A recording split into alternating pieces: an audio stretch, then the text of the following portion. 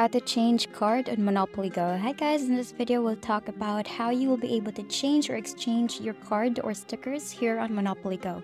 So you can simply click on your stickers here, and this is all the stickers that I've collected. So you can click on one of the stickers that has duplicates or more than one card that you have, and that way you'll be able to send that to your friend and ask your friend to return a special card to you as well.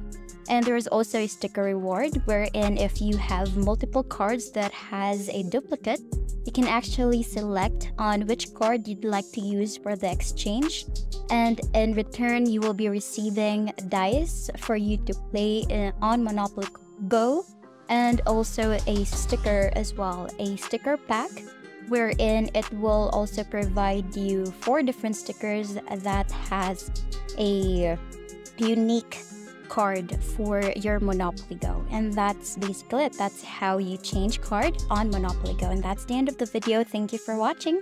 We'll see you in the next one. Bye!